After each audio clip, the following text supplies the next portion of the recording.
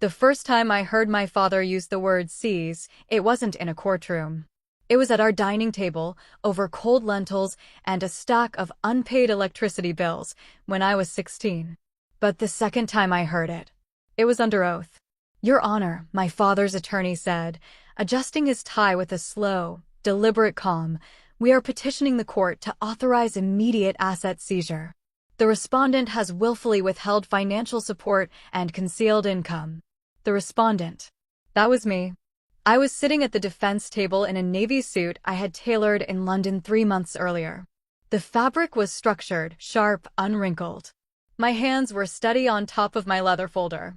My nails were short, clean, neutral polish. My mother wouldn't look at me. My father looked directly at me. And he smiled. Not a cruel smile. Not dramatic. Just the kind of smile you give someone when you believe you've already won. The courtroom smelled faintly of old paper and coffee. It was 9:12 a.m. I remember because the wall clock behind the judge ticked louder than it should have. Or maybe my body had slowed everything down. "Miss Hassan," the judge said, peering over thin reading glasses. "You understand your parents are requesting the liquidation of your commercial holdings under filial support statutes?" I nodded once. "I understand." The words sounded controlled, polished. Inside, something ancient cracked. My father leaned back in his chair. His watch caught the fluorescent light. It was the same watch I bought him on his 60th birthday. Platinum trim. Engraved. "To Baba. Thank you for everything." He hadn't worn it for 2 years. Until today. The petition was thick. 37 pages. I'd read every one of them at 2:43 a.m. 3 nights ago when my attorney forwarded it with a single line. "We need to talk." According to the filing, I had abandoned my elderly parents despite vast financial success. I had refused reasonable support. I had intentionally shielded assets through complex corporate structures. The implication was clear. I was greedy, ungrateful, disloyal, and wealthy. The courtroom was half full. A few journalists sat in the back row. A local blogger who specialized in family power disputes typed aggressively into her phone. My parents had made sure this was public. They wanted spectacle. My mother finally spoke.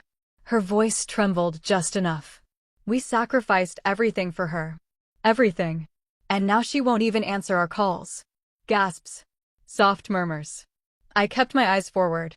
Sacrificed everything. The word sacrifice is interesting. It suggests loss without return. It suggests nobility. It does not include invoices. It does not include contracts signed under pressure. It does not include transfers made at 11:58 p.m. on the last day of a fiscal quarter. But we weren't there yet. My father's attorney continued.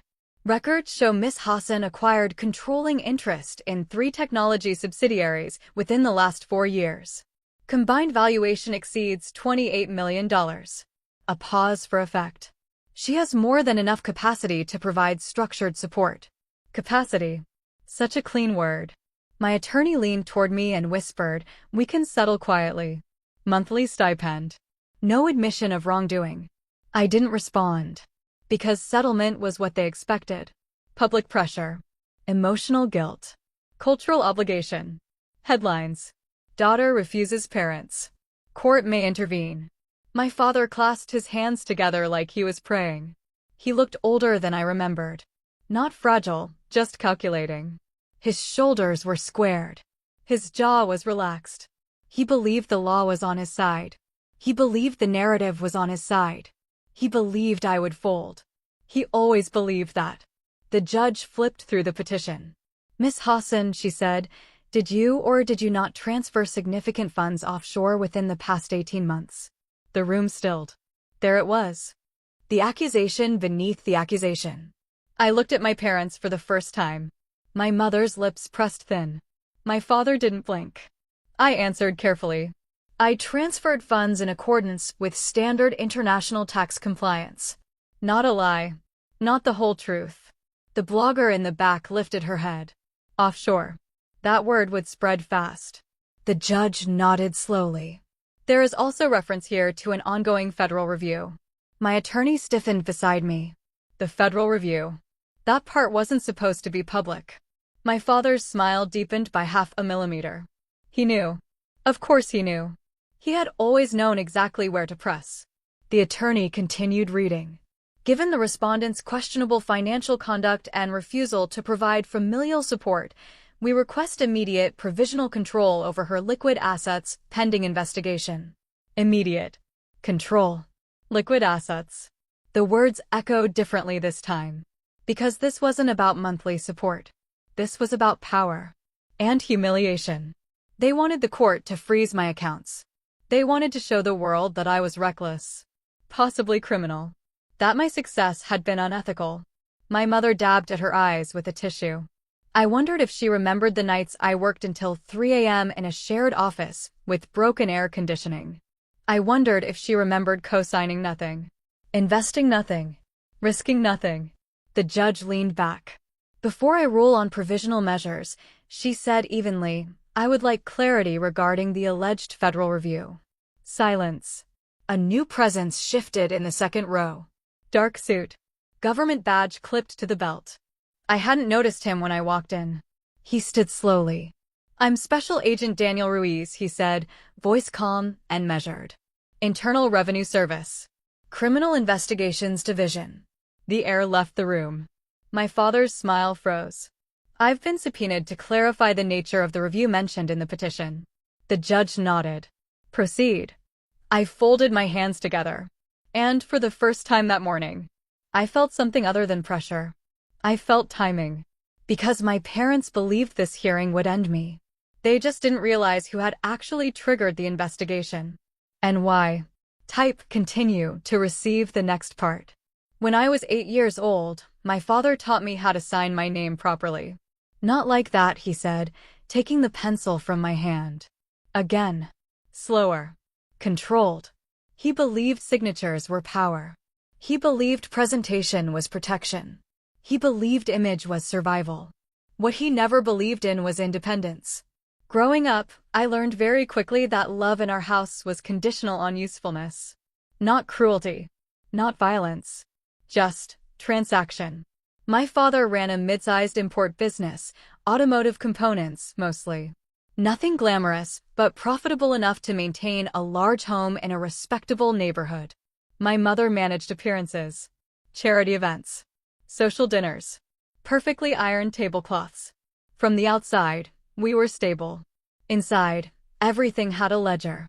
When I won a regional debate competition at 14, my father didn't congratulate me. He asked, will this help you get into a better university? When I said I wanted to study computer science, he paused for 3 seconds before responding. Fine. But don't embarrass us. Embarrassment, in his world, meant failure. Financial or social. And yet, when I received a partial scholarship offer from a London university, he refused to co-sign the remaining tuition loan. Too risky, he said. You're young. You'll quit. I didn't quit. I worked. 2 part-time jobs. A campus tech lab internship. Night shifts debugging legacy systems for small businesses. I remember the exact moment my first freelance payment hit my account. £2,430. At 11:58 p.m. on a Tuesday. I stared at the screen for 10 full minutes before closing my laptop. Not because of the money. Because it was mine. No cosigner. No approval. No ledger. Over time, the freelance contracts turned into recurring clients. The recurring clients turned into a small cybersecurity consultancy. I reinvested everything. Slept 4 hours a night. Lived in a studio flat with cracked paint and a radiator that groaned like it had opinions. When I graduated, I didn't come home. That's when the calls started. At least visit, my mother would say. Family matters, my father would add. Family matters usually meant one of 3 things. Someone needed a favor. Someone needed a contact. Someone needed money. At first, it was small. A short-term bridge loan for a shipment delay. An introduction to one of my tech clients. A review of their outdated accounting system. I helped. Not because I felt obligated. Because I believed collaboration would earn respect. It didn't. It earned dependency. By the time I was 27, my consultancy had expanded into 3 subsidiaries, compliance analytics, forensic auditing software, and cross-border transaction monitoring. Boring to most people. Extremely valuable to the right ones. That's when my father began introducing me differently. "This is my daughter," he'd say at dinners. "She works in computers." Works in computers. Not founder. Not managing director. Not majority shareholder. Just computers. Then, 2 years ago, something shifted. His business began struggling. Quietly. Suppliers were tightening credit terms. A few audits had flagged inconsistencies. Nothing catastrophic yet. He invited me to dinner. The house looked the same. The dining table polished. The lentils warm. But his voice had changed. "We need temporary liquidity," he said. "A structured injection. Nothing complicated."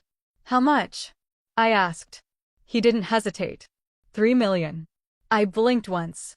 "That's not liquidity," I said calmly. "That's acquisition." His jaw tightened. "You think you're smarter than me now?" "I think risk assessment matters." My mother's fork paused midair. "After everything we did for you," she whispered. There it was again. Everything. I didn't agree to the $3 million. I offered a smaller convertible loan tied to operational transparency. He refused. "You don't audit family," he said. That night was the first time he hung up on me. 2 weeks later, I noticed something odd.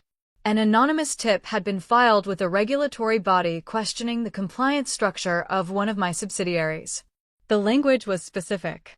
Insider-specific. I didn't confront him. I simply expanded internal controls. Then came the emails, distant relatives asking why I was being investigated. I hadn't been. Yet. But rumors move faster than truth. 6 months ago, I discovered that a complaint had been filed with federal tax authorities alleging offshore concealment. It included partial transaction records.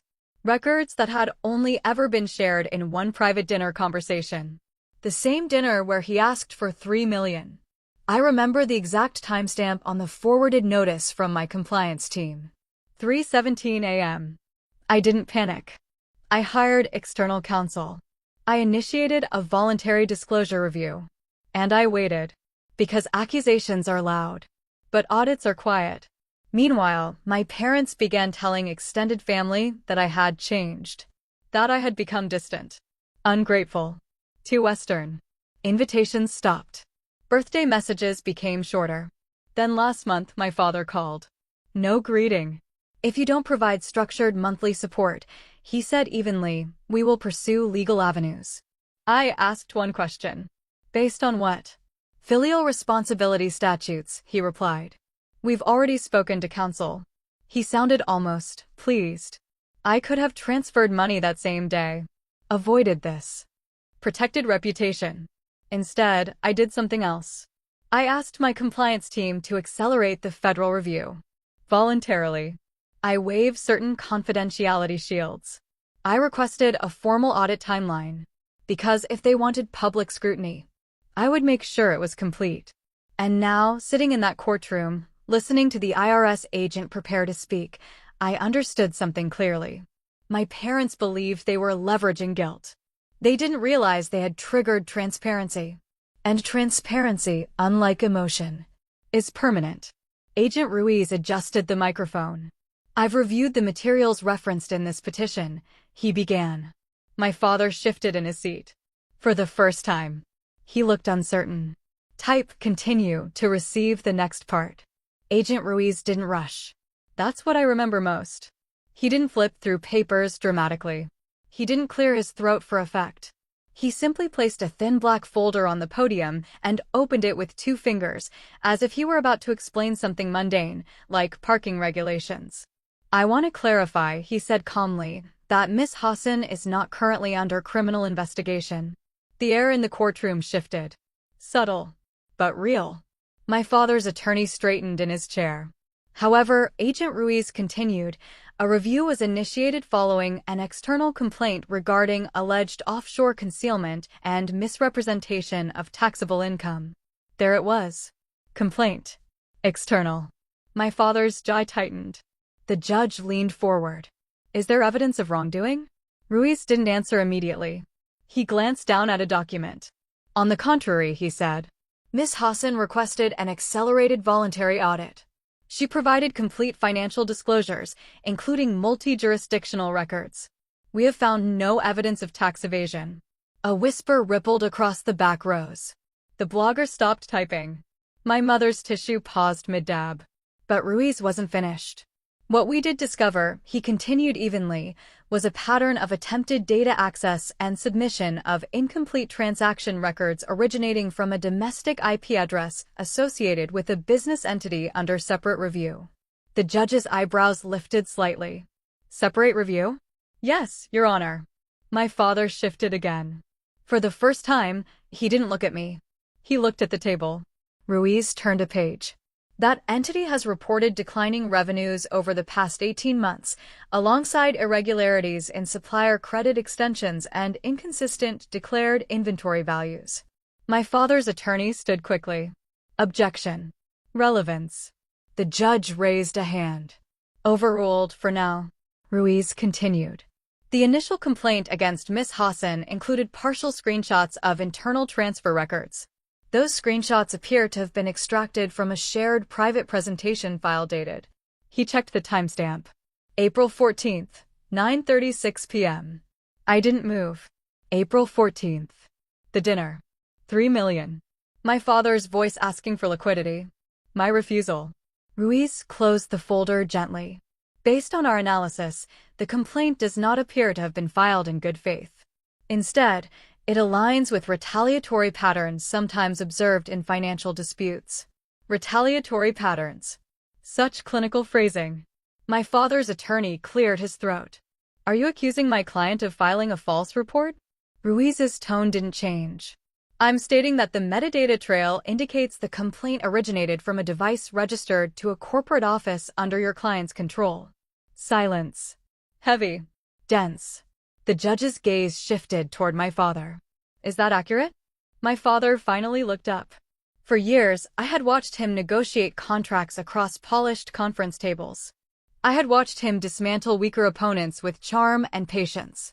Now, there was a faint sheen on his forehead. We have many employees, he said carefully. Anyone could have. Ruiz interjected, still calm. The login credentials used required executive-level clearance. The temperature in the room seemed to drop. I kept my posture relaxed. Hands folded. Breathing even. This wasn't confrontation yet. This was positioning. The judge adjusted her glasses. Counsel, she said to my father's attorney, your petition references federal scrutiny as a basis for asset seizure. If that scrutiny has cleared the respondent and instead raises questions regarding your client's conduct, I will need clarification. My father's attorney leaned toward him, whispering urgently. My mother stared straight ahead, eyes unfocused. This was the first fracture. But fractures don't collapse buildings. They simply reveal stress lines. The judge turned to me. Miss Hassan, did you have knowledge of who filed the complaint prior to this hearing? No, Your Honor, I replied evenly. I suspected timing, not authorship. And you voluntarily requested full review? Yes. She nodded slowly. There's a specific kind of power in not defending yourself aggressively. In letting facts assemble themselves. My father finally spoke. This is absurd, he said. Not loudly. Just tight. We are here because she refuses support.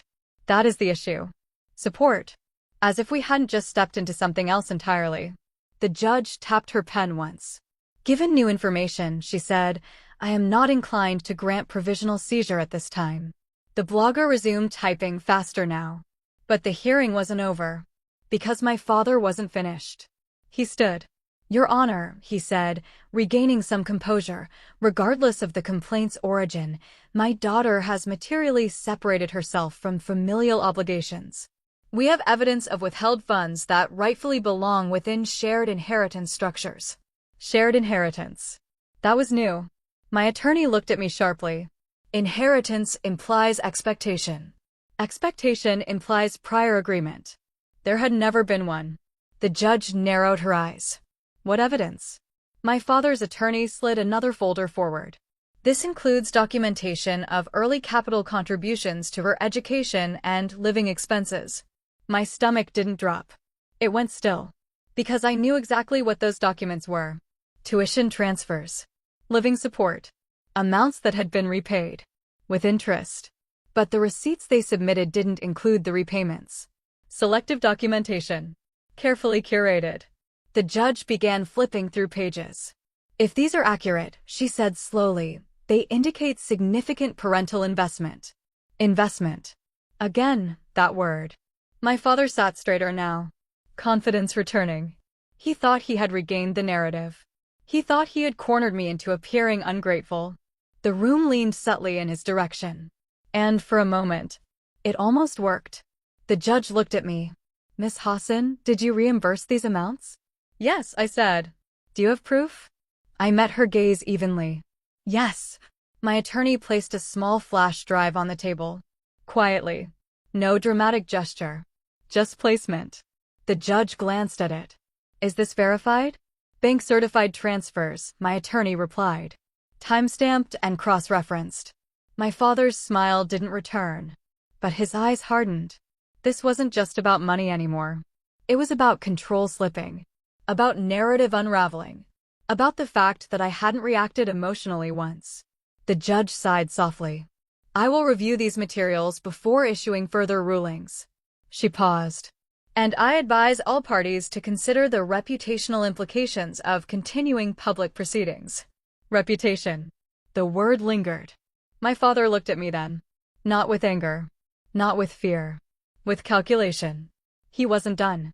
Not even close. Because he still believed something.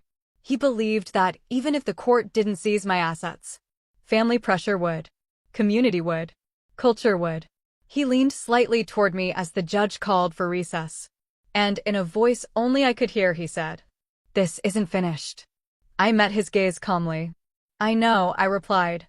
Because the real confrontation hadn't happened yet. And it wouldn't happen in a courtroom. It would happen somewhere far more public. Type continue to receive the next part. The confrontation didn't happen in court. It happened 11 days later. At my cousin Samira's engagement party. 700 guests. A rented ballroom overlooking the river. Gold drapery. Crystal chandeliers. A string quartet positioned near the staircase. The kind of event designed less for celebration and more for observation. In our family, weddings are audits. Attendance is recorded. Clothing is evaluated. Conversations are archived. And humiliation, if necessary, is served between dessert and tea. I almost didn't go. My attorney advised against it. Tensions are high. Anything said could be misinterpreted. But absence would be interpreted louder. So I arrived at 8:42 p.m. Navy silk dress. Minimal jewelry. Hair pinned back. No entourage. No statement entrance. Just presence. The music softened as I walked in, not because anyone announced me, but because conversation shifted. Subtle glances. Whispered speculation. She looks calm. Did you see the article? Isn't there an investigation? Narratives travel faster than corrections. My mother spotted me first. She was seated near the stage, wrapped in pale champagne chiffon, posture flawless. For a split second, something unreadable crossed her face. Then it vanished. My father stood beside her. Impeccable charcoal suit. Same platinum watch. Still wearing it. He didn't approach me immediately. He let the room absorb me. Then, with deliberate timing, he began circulating. Greeting uncles. Laughing softly. Leaning in just close enough for private words to feel public. I knew the pattern.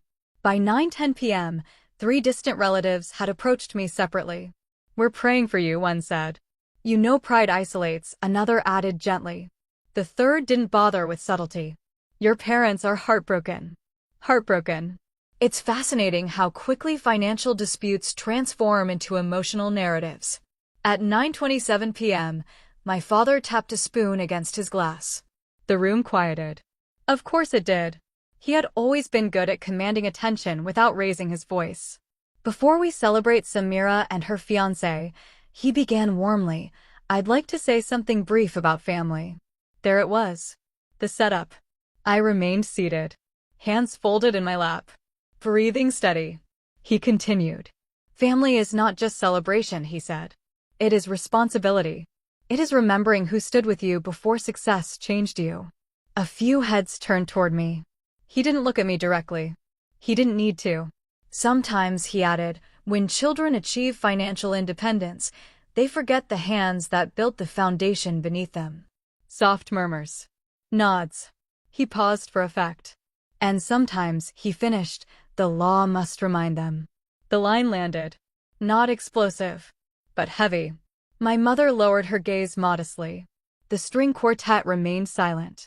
He raised his glass. To family. Glasses clinked. The humiliation wasn't loud. It was surgical. He hadn't accused me outright. He had framed me. Ungrateful. Changed. Legally corrected. I waited. Because timing is everything. When the applause faded, I stood. No rush. No visible irritation. I walked toward the small stage near the staircase. Every step measured. I took the microphone gently from the stand. The room stilled again.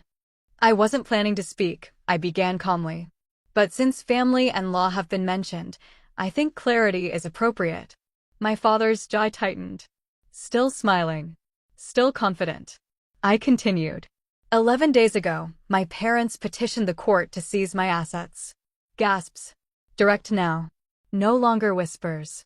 They referenced a federal investigation as justification. Silence. I met my father's eyes. He held the gaze. I didn't blink. What they didn't mention, I said evenly, is that the investigation cleared me. A ripple through the room. My uncle shifted uncomfortably. And what they also didn't mention, I continued, is that the complaint initiating that investigation originated from an executive device registered to my father's company. The temperature changed. My mother's fingers tightened around her clutch. My father stepped forward slightly. That is a gross misrepresentation. I didn't raise my voice. I have the metadata report, I said calmly. Certified. Timestamped. Filed in court. I paused. Let silence expand. Silence is sharper than accusation.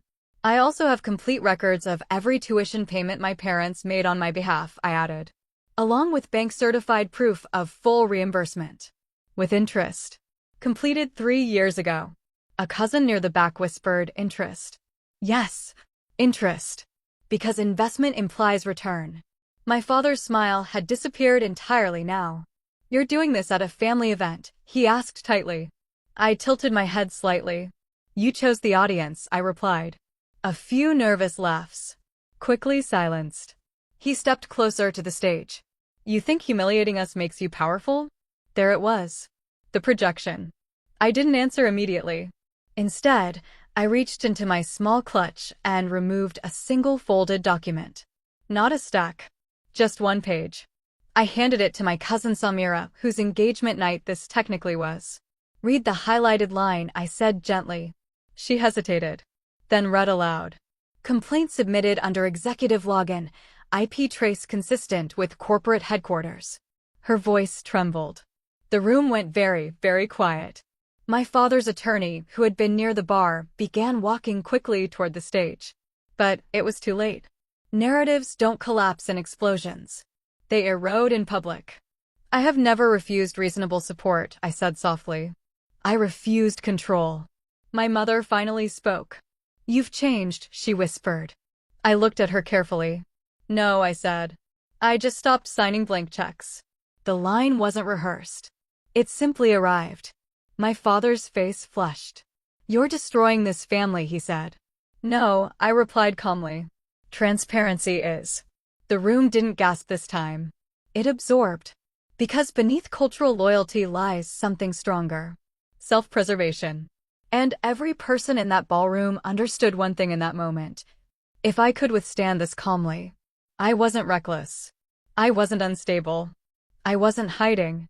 My father reached for the microphone. But the string quartet, perhaps unintentionally, began playing again. Soft. Delicate. Interrupting him. And for the first time in my life, he had no room control. He looked at me. Really looked. And I saw it. Not anger. Not betrayal. Fear. Because the story he had built had just shifted. Type continue to receive the next part. The fallout began quietly. Not with headlines. Not with shouting phone calls. With distance. The morning after the engagement party, my phone was unusually silent. No dramatic messages. No threats. No emotional paragraphs from extended relatives. Just silence. Silence can mean many things. In our family, it meant recalibration. By noon, 3 suppliers who had previously extended generous credit terms to my father's company requested updated financial statements. By 3:40 p.m., one of them shortened repayment cycles from 90 days to 30. Reputation doesn't collapse all at once. It tightens. I didn't make any calls. I didn't forward the metadata report to anyone else. I didn't need to. There had been 700 witnesses. And witnesses talk. 2 days later, a small business publication ran a cautious piece about emerging intergenerational financial disputes in established trading families. No names. But the details were specific enough for those who knew to know. I read it once. Closed the tab. Then I went back to reviewing quarterly risk exposure reports. That's the thing about public confrontation. If you escalate emotionally afterwards, you lose the ground you gained. So I stayed boring. Predictable. Operational. Meanwhile, my father's company entered what auditors call a confidence dip. Not insolvency. Not scandal. Just hesitation. Suppliers hesitate. Lenders hesitate. Partners request documentation they previously waved through. Transparency spreads like light. And light makes some corners uncomfortable. For days after the party, my mother called. Not dramatic. Not tearful. Measured. We should talk, she said. I scheduled the meeting for 2 p.m. the following Monday. At my office. Neutral ground. When they arrived, they were 10 minutes early. My assistant escorted them into the conference room overlooking the city. Floor-to-ceiling windows. Clean lines. No family photos. No emotional anchors. Just glass and sky. My father didn't sit immediately. He studied the room. The framed compliance certifications. The industry awards. The subtle but unmistakable evidence that this wasn't a hobby business built on luck. It was infrastructure. He finally took a seat. My mother folded her hands neatly in her lap. I entered last. Closed the door. Sat across from them. No desk barrier. Just a table.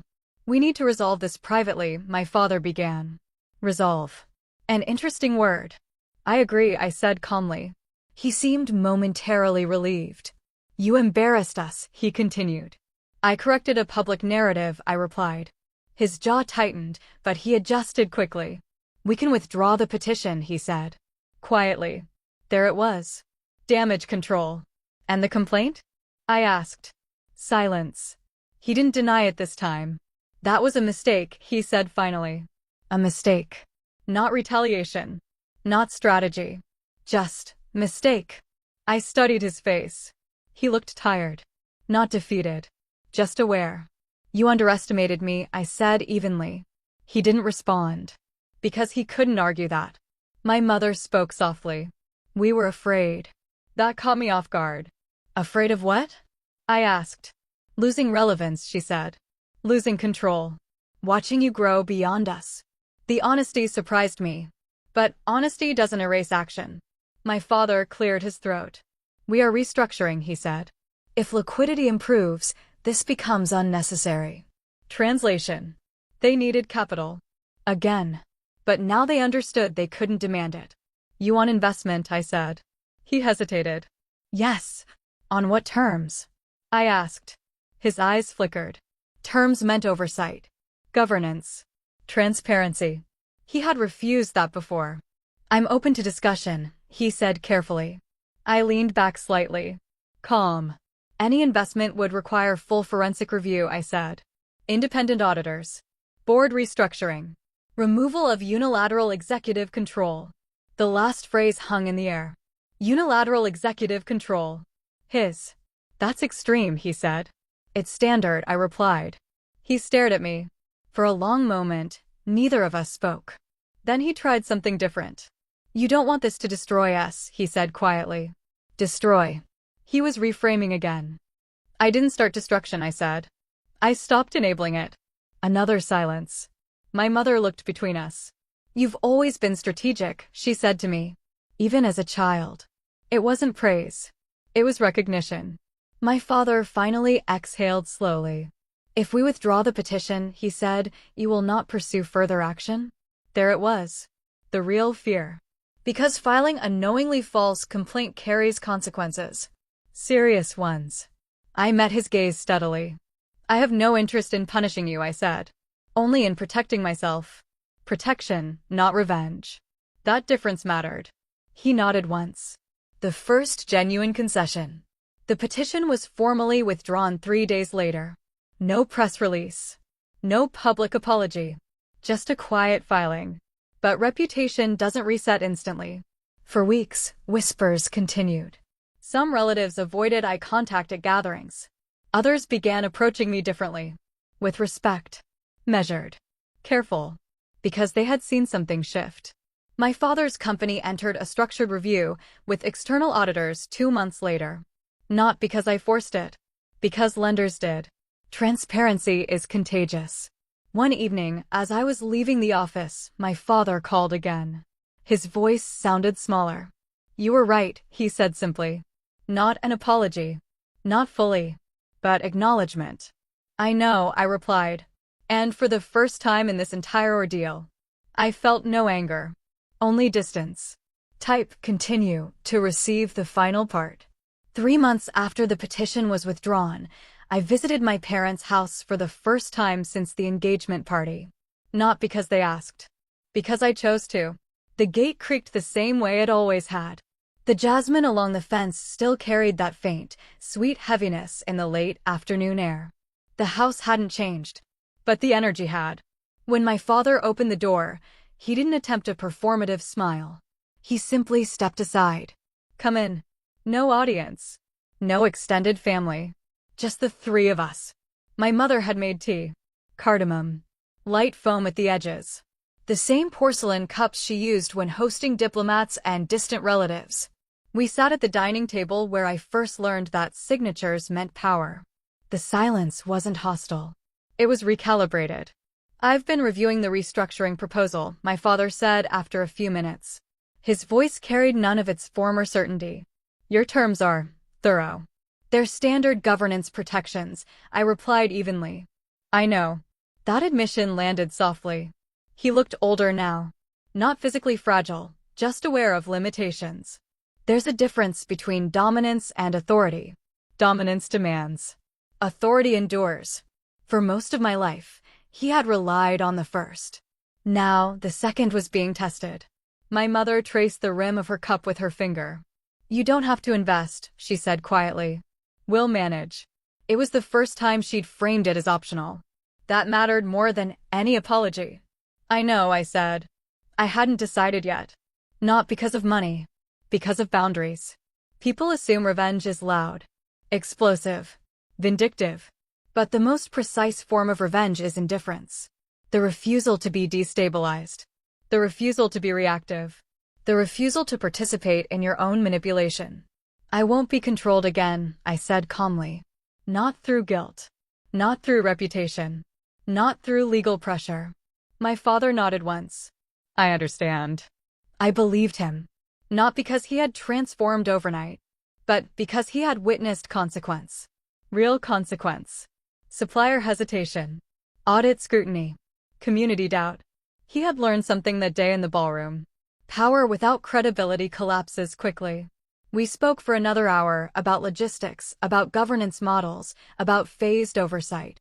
It sounded more like a board meeting than a family reconciliation. And that was appropriate. Emotion had always been weaponized in our home. Clarity felt safer. When I stood to leave, my father walked me to the door. He hesitated before speaking. I didn't think you would survive that hearing, he admitted. I met his eyes. I knew you didn't. He didn't argue. That's why I filed the complaint, he said quietly. I thought pressure would bring you back. Back. To what? To dependency. To signatures without reading. To unquestioned authority. Instead, it had brought exposure. I adjusted my coat. You taught me to sign slowly, I said. To be controlled. A faint, almost reluctant smile touched his face. Yes. I listened. That was the closest thing to closure we would ever have. I walked down the driveway alone. No dramatic music. No cinematic wind. Just gravel under my heels and the distant hum of evening traffic. In the months that followed, I chose not to invest. Not out of spite. Out of discipline. Their company entered formal restructuring through external advisors. They downsized operations. Sold non-core assets. Negotiated repayment schedules. They survived. Not because I rescued them. Because they adjusted. And something else shifted too. At family gatherings, no one questioned my success anymore. No one whispered about investigations. No one framed independence as betrayal. Because they had seen what happens when narrative collides with documentation. Occasionally, my father and I speak now. Briefly. Respectfully. There is distance, but it is clean distance. Not hostile. Not performative. Just defined. The IRS file was officially closed 6 weeks after the hearing. No penalties. No findings. Just a stamped conclusion. I keep a copy of that letter in my office drawer. Not as a trophy. As a reminder. Transparency protects more than wealth. It protects identity. Looking back, I don't feel victorious. I feel aligned. They tried to seize my assets. What they nearly seized was my peace. And that is far more expensive. So I learned something quietly powerful. You don't defeat control by shouting. You defeat it by documenting. You don't win by humiliating. You win by refusing to bend. And sometimes, the strongest boundary you can draw is simply this. No. Tell me, have you ever mistaken obligation for love?